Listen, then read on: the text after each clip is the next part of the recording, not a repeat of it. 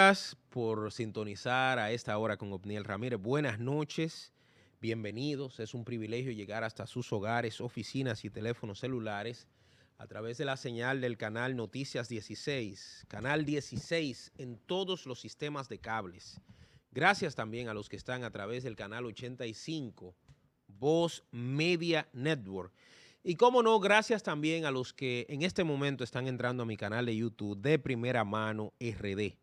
De Primera Mano RD es un canal que hemos creado en YouTube con la finalidad de colocar entrevistas, comentarios y análisis que hacemos todas las noches, de lunes a viernes de 8 a 9 de la noche. Gracias por preferirnos entre tantas opciones. Hoy es noche de martes 26 de noviembre del año 2024 y aquí estamos como de costumbre, con todo menos con miedo. Miren, amigos míos, mucha gente ha repudiado el tema de la política por una razón fundamental: participar en política. Y dicen que no quieren meterse en política porque en la política hay demasiadas prácticas sucias. Lo primero que se dice es que la mayoría de políticos son ladrones. Eso es una cosa que se dice. Lo segundo que se dice es que los políticos son habladores. Y lo tercero que se dice es que en las prácticas políticas se montan campañas sucias y se dicen muchas mentiras de la reputación de la gente. Bueno, y eso no viene de ahora.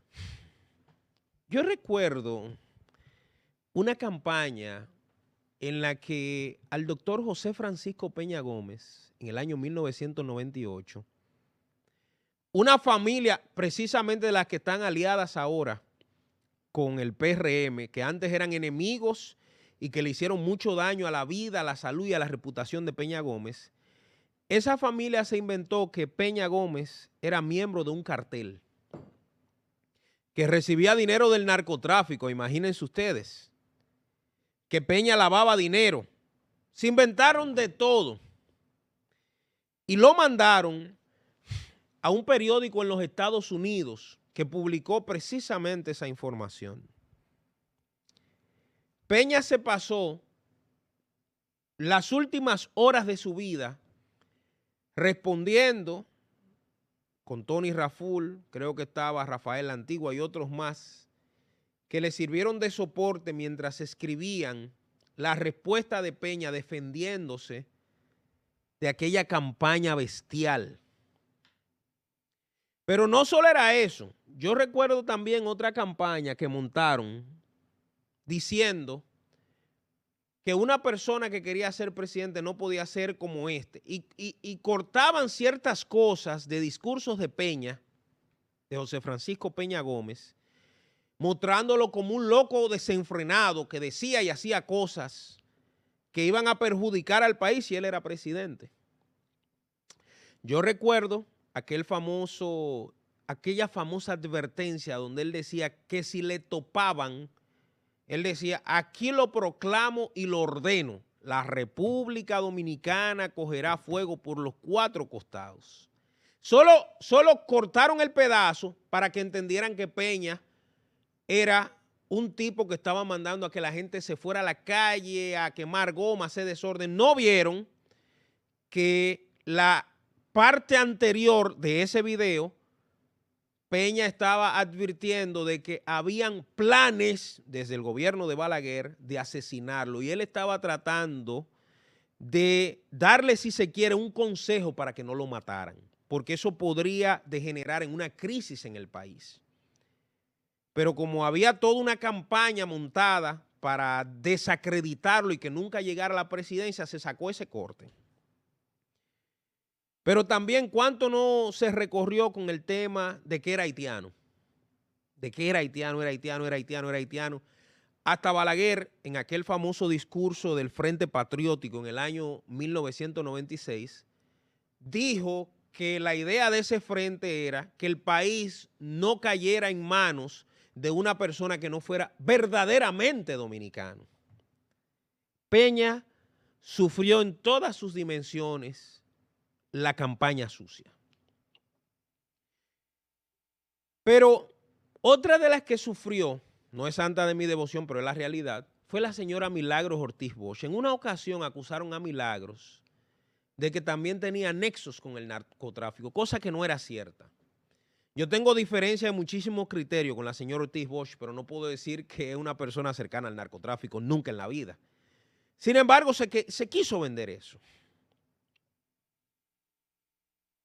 Pero también con Hipólito Mejía, estoy hablando de gente del PRD que hoy es PRM. Con Hipólito Mejía pasó lo mismo cuando en el año 2012, siendo Hipólito candidato del PRD a la presidencia, un senador llamado Winston, ¿cómo que se llama, Alba? El senador de Bani, ese mismo, olvidé su nombre. Ese senador se inventó, Winston Guerrero, excúsenme, que ese señor trataba de ni siquiera recordar su apellido, porque hablador como él no había otro. Ese señor se inventó que Hipólito andaba montado en el avión del Chapo Guzmán, imagínense. Todo el mundo sabe lo que yo pienso de Hipólito, que no nos comemos un plátano juntos de ninguna forma. Ahora, yo debo decir que no era cierto eso. No era cierto que Hipólito se montaba en el avión del Chapo. Prueba de eso fue que lo llevó a los tribunales al senador Winston Guerrero por hablador a la Suprema Corte de Justicia y lo condenaron por hablador. Pero en el año 2014, 2015, Leonel Fernández, que aspiraba a volver nuevamente a ser candidato por el PLD, recibió también una campaña auspiciada por el gobierno de ese momento, dirigida por un periodista y también mezclada con una persona que había sido condenada por narcotráfico, diciendo que le había entregado 200 millones de pesos del narcotráfico. Y eso se vendió de aquí para allá, de allá para acá, de aquí para allá, de allá para acá, hasta que quedó como si hubiese sido hasta cierto. Después la misma persona que lo acusó dijo en unas declaraciones que a él el gobierno lo buscó y que no le cumplió, que le quedó mal. Pero hasta el mismo Danilo Medina, que es un personaje que ustedes saben que me da hasta alergia mencionar su nombre, yo creo que por eso que la tengo revolteada ese día, la alergia. El mismo Danilo Medina, cuando salió del gobierno, lo acusaron nada más y nada menos de tener nexos con César el abusador. Y eso se llevó y se trajo, se llevó y se trajo. ¿Qué es lo que le quiero decir con todos esos ejemplos? Que aquí la campaña sucia se ha convertido en la práctica política más común. ¿Y por qué es común? Es común por una razón fundamental. La falta de argumentos y de propuestas lleva nada más y nada menos a que descalificar al otro sea lo que le conviene para llegar a subir en las encuestas, llegar a crecer.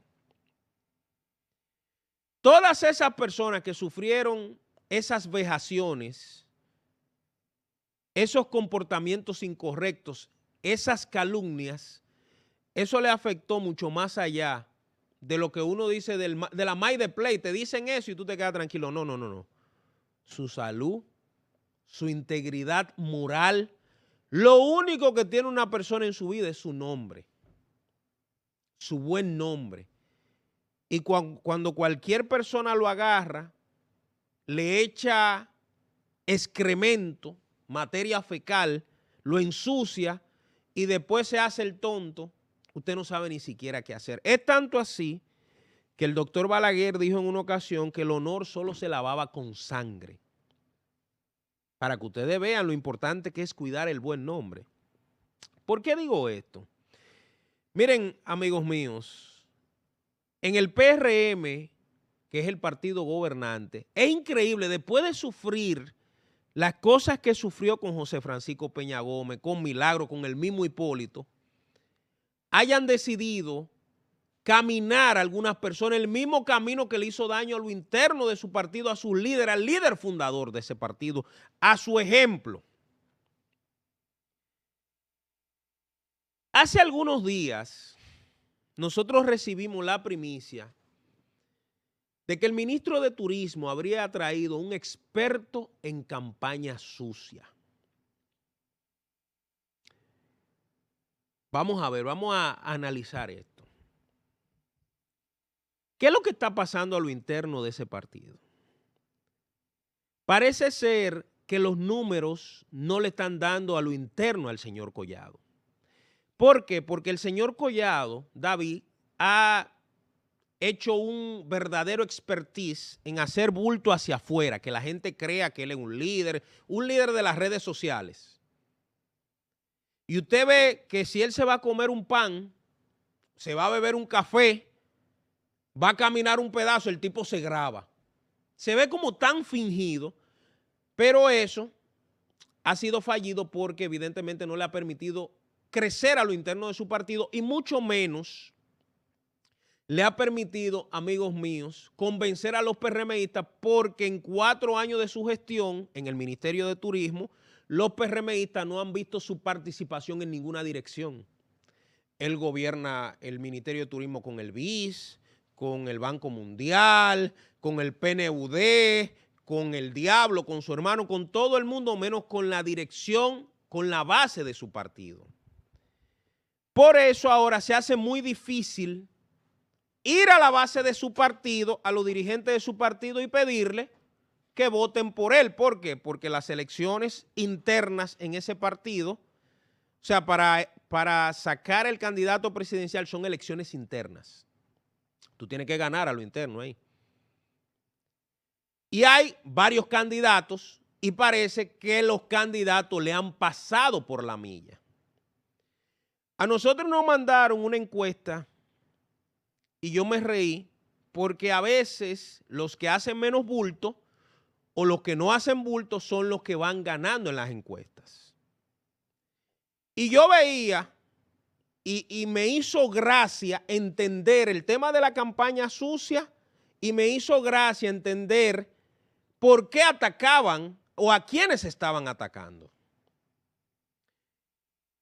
¿Por qué la campaña sucia? Porque cuando tú atacas a alguien es porque ese alguien te está llevando algunos números, porque ese alguien está avanzando. Y yo vi, por ejemplo, dentro del PRM y dentro de la gente que le está copiando en esta campaña sucia, que hay un ataque despiadado contra Wellington Arnaud. Yo no soy ni de Wellington ni de nadie, yo estoy analizando una encuesta. Y yo me detuve en mi oficina, oye esto, Alba, a mirar lo que han dicho en los últimos días del señor Arnaud. Una de ellas que tenía a una muchacha, una presentadora de televisión, que era su amante. Otra de ellas de un proceso de la institución. O sea, parece que hay como un force por demostrar que él no es bueno. Y yo dije, pero ¿y por qué ese ataque? Y comencé a chequear entre el asesor que trajeron y las noticias que salían. Y a mí me dio vergüenza, amigos míos, el ver que en el partido de José Francisco Peña Gómez han vuelto a la misma práctica que le hizo tanto daño a Peña. Esa misma práctica fue la que destruyó el PLD. ¿Por qué? Porque esa práctica que le trajeron al presidente del PLD, un narcotraficante que dijera que él era un delincuente, que recibió cuarto, ¿usted cree que era solo a Leonel que le hacía daño en ese momento? No, le estaba haciendo daño a la organización política porque él era el presidente de esa organización política que iba a buscar el voto. ¿Y qué pasó al final? Desacreditaron no solo a los dirigentes, sino desacreditaron el instrumento. Teoría de los juegos de Nash, John Forbes Nash. Nunca dañes el instrumento, dañaron el instrumento. Por eso usted ve que hoy el PLD, muy lejos de ser aquel otrora poderoso partido, está, miren, de capa caída. Todo empezó con el montaje de campañas.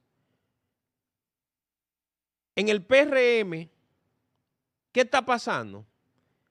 Como el el laboratorio que hay, se hacen encuestas, se hacen mediciones, no le están dando los números a algunos, internamente estoy hablando, luego tendrán que ir a la sociedad y si la sociedad decide, lo elige. Pero esas mediciones no le están dando a uno y uno de los que no le está dando es a David. Y David, que no es tonto ni perezoso, aunque tiene la cara de hacerse el pendejo, ahora el rumor que parece más real que rumor de que el señor Collado estaría acercándose a Miguel Vargas para que el PRD de donde él salió y que está destruido, para que el PRD que sacó un 0% se convierta en la casa que lo lleve como candidato presidencial.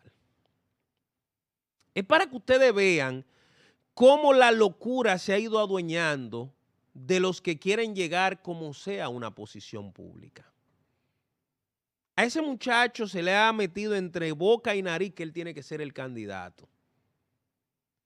Y yo creo que para usted ser candidato de cualquier organización, usted tiene que desear, o sea, más que usted aspirar, la gente tiene que aspirarlo.